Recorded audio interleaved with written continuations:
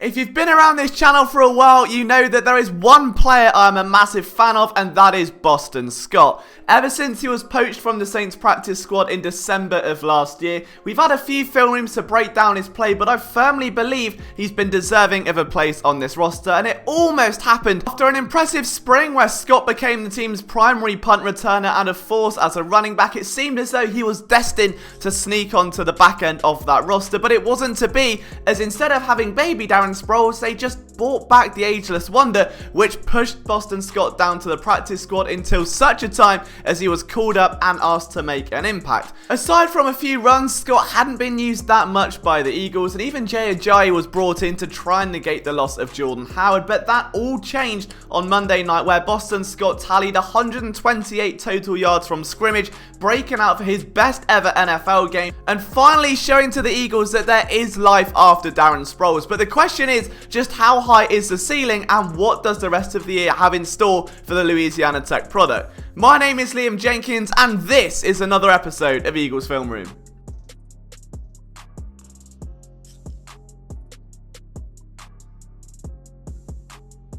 Before we get started though, guys, as always, it would mean the absolute world to us if you could hit that subscribe button if you haven't already, and if you do enjoy this content, leaving a like helps out massively, so if you could show your support, that would be absolutely brilliant. You can join our Discord server, there's a link in the description that enables you to connect with other Eagles fans and make some new friends as well, and as always, get your daily dose of Philly sports content from phillysportsnetwork.com. If there is one trait that Boston Scott showed even during his time with the New Orleans Saints last preseason, it was patience, and this was the very first play of the game here against the New York Giants. He gets motioned out from a wide receiver spot, and it's basically an orbit play. He's just going to take the snap, run right around the outside, with the Eagles bringing Miles Sanders and Zach Ertz as blockers to negate the extra defenders the Giants carry in the box. This will present a one-on-one matchup for Boston Scott, but the patience he has to break that run outside instead of trying to cut it up the middle and go for the home run was the difference between a dead play and a massive gain. Just take a look at the eyes here and where he's looking. At that point,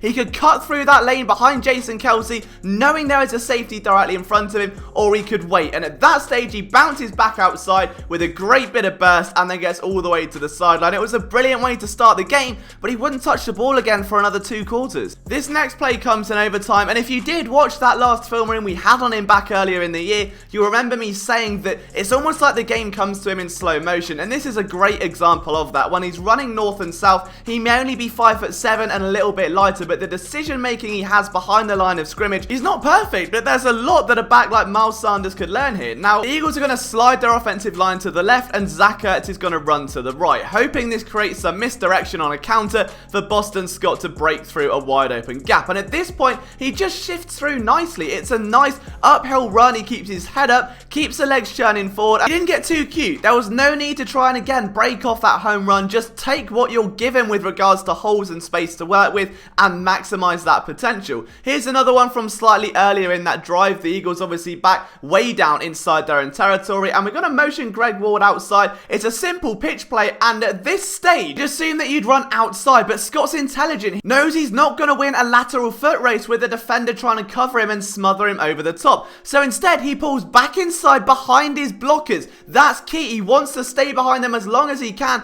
and look at the room it gives him. That's a much bigger run than if he had just ran straight to the outside to try and avoid contact. He was willing to get back inside the field of play, and if you look at his head, he's already looking inside. He's looking behind Jason Kelce, behind Brandon Brooks. He's trying to see where that crease is. It's great vision, and when you partner that with the electricity he brings to the table, you do have a very dynamic back on your hands. Now, I did want to highlight this play. This is down inside the red zone. Scott here given a 50-50 call, and I wanted to bring this to your attention because at this stage, he pulls up, he's got to make a decision. Antoine Bethea is going to be the furthest to the left of the screen here, so that means that if Scott goes to the right, he's going to maximize that potential. He makes the right call, but unfortunately Goddard gets pushed off his block and the play gets blown dead a little bit sooner than light, but even so, it was a snap decision in a clutch situation. Another aspect that really stood out to me in Monday night was his ability to cut and burst after said cut, and I'm going to compare this to Miles Sanders because it's only fair, but what we're going to see here is Boston Scott liner just pull this run to his left, so you you're going to see a hole open on the right, but he slips between the tackles nice and easy and bursts upfield for a huge gain. He's able to do that because he's so low to the ground. He is a shorter running back, and in one fluid motion, he can change direction. There's no need to sink his feet into the ground and have to come back up from that cut. He can literally just rotate his hips, open them up, and turn his legs upfield. It's almost like he's on a swivel chair. It's brilliant to see, and it's really what adds to his game here, especially when these holes are closing up quite quickly. If you compare this to Miles Sanders, he has to get low. He opens his base, his legs get so wide, and he's almost crawling along the line of scrimmage. Now, I'm not here suddenly saying Scott is better than Miles Sanders, but this is something where in open space, Scott can make guys miss with ease, but behind the line of scrimmage where you've got a 300-pound defensive tackle and a split decision, it can cost you because you open up that base so wide, whereas Scott can make a quick cut and just burst through an open hole. And I think one of the best examples of that came against the Vikings. Like, the smoothness of this, like, you can see he's made the decision there, 1 foot in the ground, and he will just blow past the great blocking by the Eagles offensive line and then shimmy his way into the open field. You can't ask for much better than that. And I know Miles Sanders is a work in progress. We know what he brings to the table, and he is electrifying in open space. Boston Scott just brings you that same burst, but in the trenches, behind the line of scrimmage. It's like if you took the starters of Boston Scott and the main course of Miles Sanders, you'd have the ultimate running back. Because even on this touchdown run, it's assertive enough. He wants to go through contact. He's not trying to evade it, which is what you often see from more elusive running backs. But here, just look at how shifty he can get. It's one swift movement. There is no lateral cut where he's crawling behind the line of scrimmage. It's one move and he's gone. We haven't touched on his ability as a receiver yet either, and I know this is the play you've all come to see. It's the one where he just goes out and breaks ankles in open space. I still can't get over this. There's nothing really I can say to describe it or add value to it. It's just an amazing open field play by an agile running back that was playing with a chip on his shoulder. Someone that almost made this roster and was cut off at the last second. He finally gets his shot in a big-time NFL game under the primetime lights and makes the absolute most of it. And if we talk about a need for speed, here's another option of this orbit. Now, we've got to see Carson Wentz realize that linebacker is trying to change a coverage. He wants number 24 to move across and pick up Boston Scott while the safety moves. Now, to do that, he's got to start running now. Scott is already open on that wheel route. It's a foot race he's just not going to win. Easy mismatch for the Eagles to take advantage of, and great awareness by Carson Wentz by recognizing the zone defense and thinking that it's going to be number 24 who has to pick him up.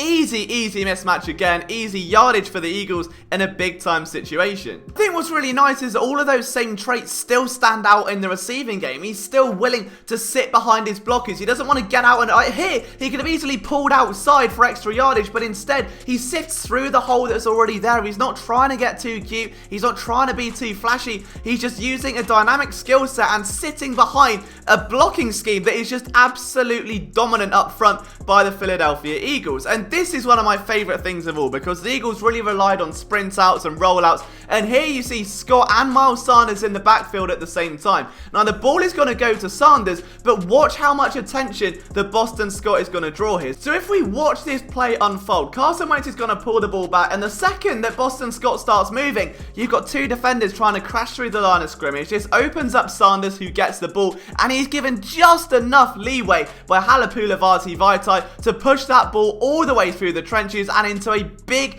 game-changing position. This did set up the game-winning touchdown, but if it wasn't for the attention given to Boston Scott, then we may not have seen it. Now, what does the future hold for Boston Scott? We know that Darren Sproles is likely going to retire at the end of this season, or at the very least shouldn't be given one last rodeo with the Philadelphia Eagles, and this should give them the confidence that they have a running back they can rely on that brings that same skill set. It will take some of the weight off Miles Sanders. They'll still need to probably get a downhill runner, whether it is re-signing Jordan Howard or potentially even looking elsewhere in the draft class or the upcoming free agency group. But either way, I think Boston Scott this season has been the team's primary punt returner at times. He's shown more than enough value this game and sprinkle in some big runs against the Patriots, the Cowboys and the Vikings, and he's done it on a consistent basis to say, hey, I can be that change of pace running back because defenses just aren't going to keep up with me. He's not going to lose you football games. He's not going to put you in dangerous spots. He bites on what the offensive line gives him and he makes the most of those those open space situations, and frankly, in this scheme, that is all you could ask from a running back.